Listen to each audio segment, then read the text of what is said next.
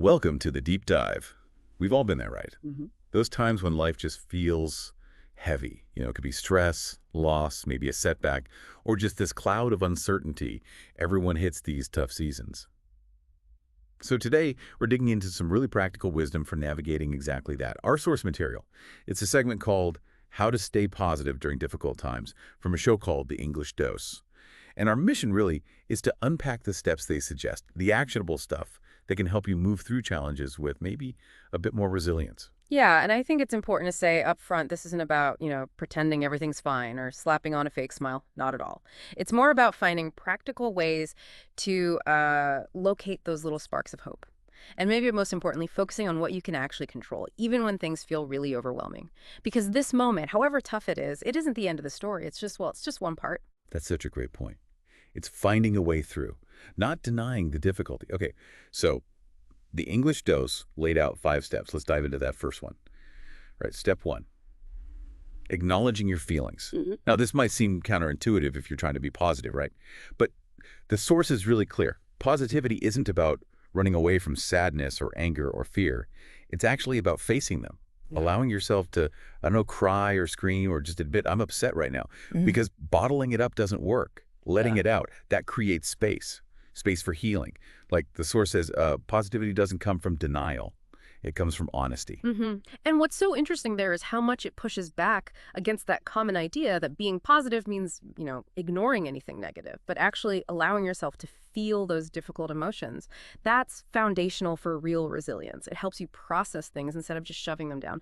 Think about it. It takes energy to hold that stuff in. It's like that saying, I'm not okay right now, and that's okay. Saying that's actually a really powerful first move towards genuine well-being. Yeah, that honesty piece feels critical.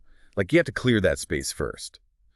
Okay, so once you've kind of acknowledged where you are, the next step they talk about is focusing on what you can control. Because, let's face it, in tough times, it's so easy to feel completely helpless, isn't it? Like everything's just happening to you.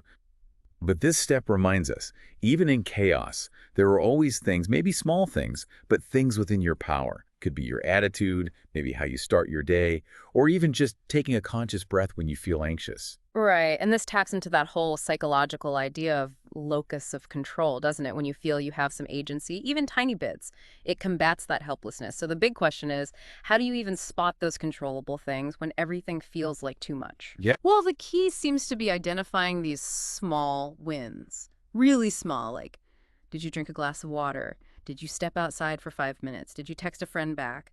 These little actions, they seem minor, but they build momentum. They create this feeling of, okay, I did that. And that feeling, that little bit of agency, that's where hope starts to grow again. It shifts your brain just slightly from feeling stuck to feeling like you can act. It's amazing how those small things add up. Yeah.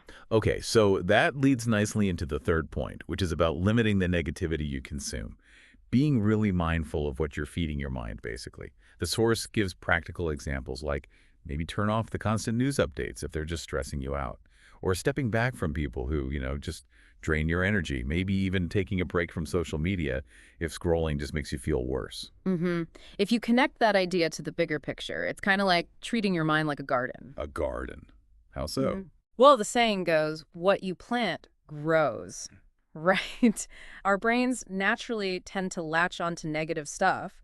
That's the negativity bias. It helped us survive way back when. Right, looking out for threats. Exactly. But now it means we can get stuck scrolling through bad news. So when you're already feeling fragile, it's even more important to consciously choose what you let in. Like choosing to plant, light instead of weeds. Maybe an uplifting podcast, a good book, or just some quiet time. It's about protecting that mental space. That garden analogy is really helpful. Consciously cultivating. Okay, so the fourth step. This one, I admit, can sometimes feel tough to hear when you're really in it. Is practicing gratitude even when it's hard. And I get it.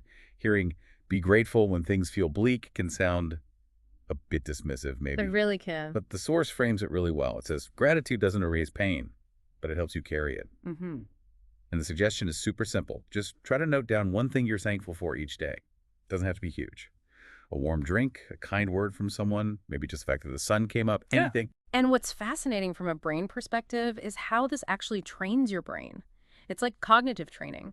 When you actively look for the good, even tiny bits, you're strengthening those neural pathways for positivity. You're literally making it easier for your brain to notice the good stuff next time. So it changes your default.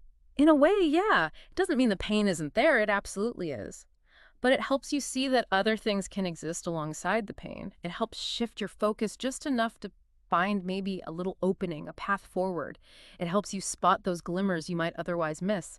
And sometimes those glimmers are everything. Yeah, the coexistence of pain and gratitude is powerful. Okay, brings us to the fifth and final step, or reminder, really. And it's one that's so easy to forget when you're deep in the struggle. Remind yourself, this too shall pass. Because when you're in a really dark place, gosh, it feels permanent, doesn't it? Like it'll never end. Oh, absolutely. But the source gives this really simple, powerful reality check. It asks, you've survived 100% of your worst days so far, haven't you? Mm-hmm. And when you stop and think about that, well, yeah, You you have. It's a reminder of your own resilience. And thinking bigger picture, this really speaks to how adversity, well, it can actually transform us. It's painful, no doubt. Nobody welcomes it. But often looking back, those challenges are what made us stronger or maybe wiser. So this step is about holding on to that longer term perspective, cultivating patience. It reminds me of that idea. Don't give up 5 minutes before the miracle. Sometimes you just have to keep going, keep holding on because the shift might be closer than you think. Believing that, even when it feels tough, can make a huge difference. Wow. Yeah, those 5 steps feel really grounded and doable. So to kind of wrap up this deep dive, the main message from the English dose seems to be this. You don't have to be perfect. You don't need all the answers right now. Just take the next step, whatever that looks like for you. Positivity isn't about faking it. It's about maybe believing something better is possible beyond this current moment and just gently moving towards it. And please remember, you really are doing better than you think. You're stronger than you know, and you're not alone in this. And maybe a final thought to leave you with, something to mull over.